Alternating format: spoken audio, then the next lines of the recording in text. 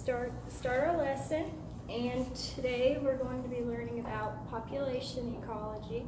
Okay. And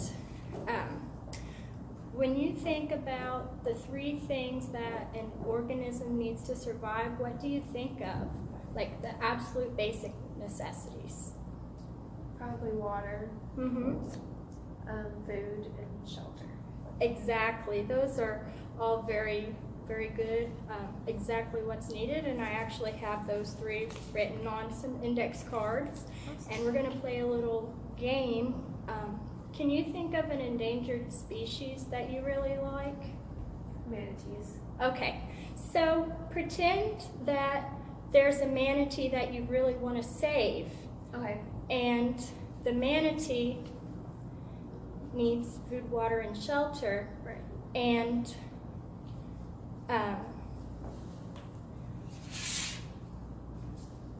you're going to pick up 3 cards, and we're going to see if the manatee is able to get the food, water, and shelter it needs. Okay.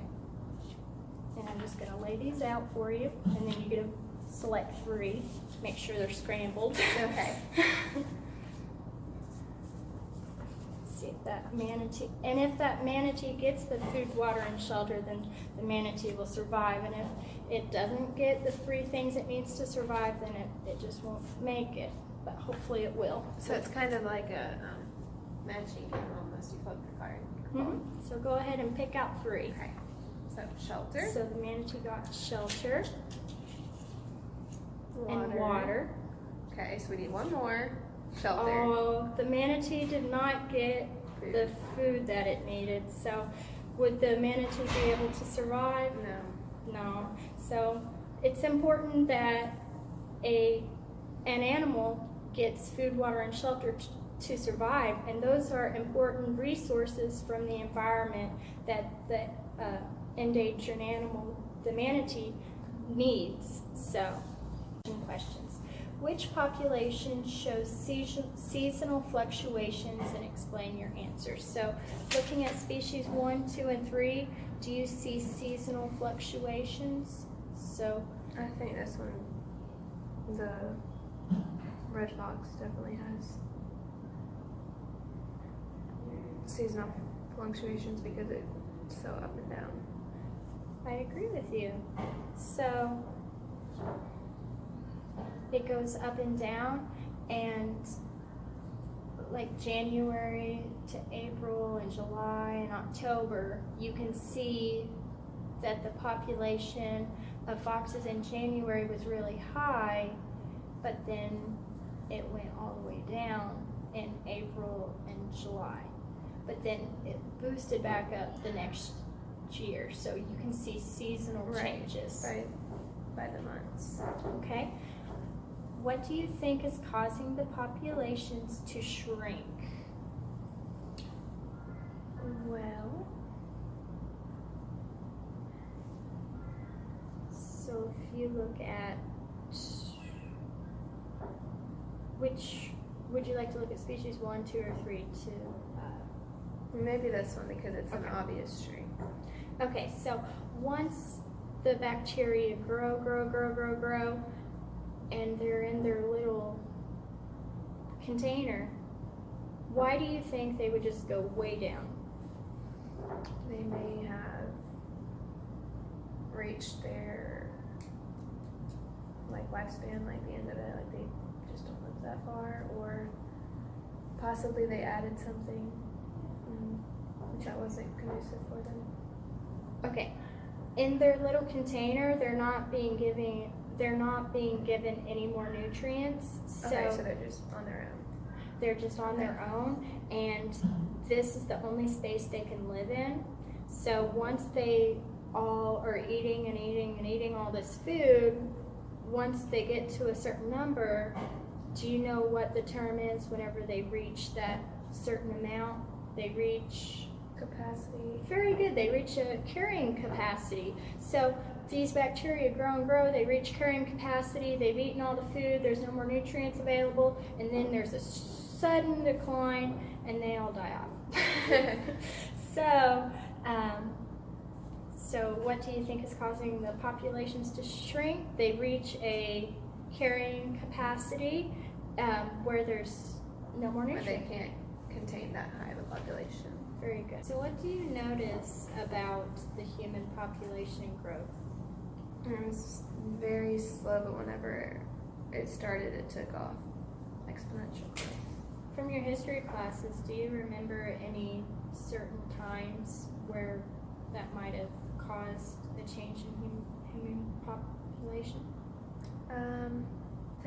New technology. So around the time that there was new technology, like during the Industrial Revolution, you see a huge surge in human population. I'd also like to point out, around the 1400s, you see a dip in human population. It actually goes down. And do you remember the bubonic plague? Mm-hmm.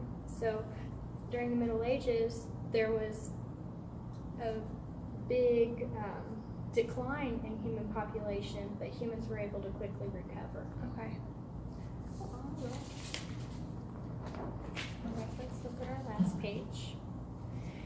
Because of its appearance, the human growth curve is called a J-curve due to its shape. Which, if any, of the other graphs look similar to the human growth curve? So let's go back.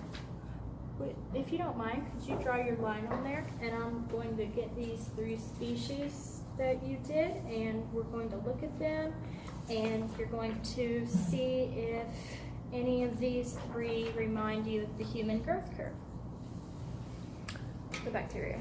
So the bacteria quickly jumped out to you that it resembles the human growth that you did. Why is that?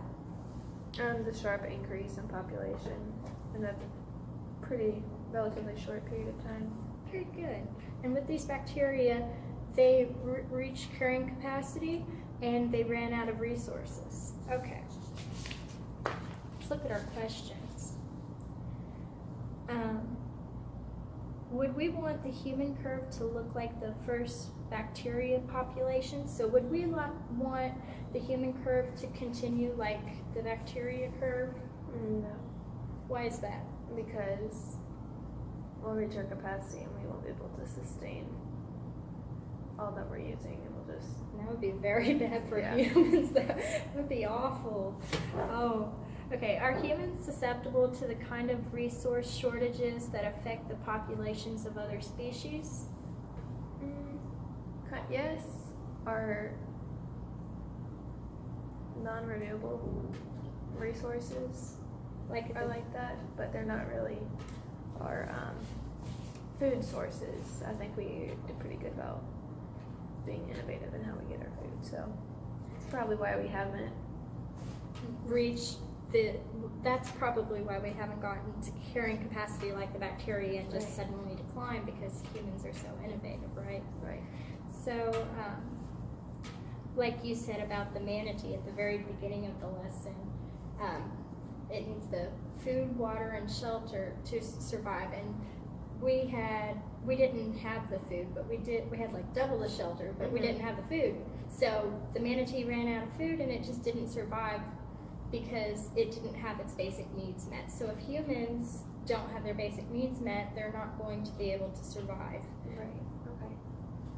All right. We're going to apply what we learned from earlier. The current human population, I looked this up earlier around lunchtime, is 7,617,107,007 as of 12:36 p.m. today. So, and it is rising rapidly. The CIA World Fact Book says that the current human birth to death ratio is 2.452 to 1, so about 2.5 to 1. So for every baby that's for every person that's gone, there's 2.5 babies to replace that person. Okay. So it's rapidly rising.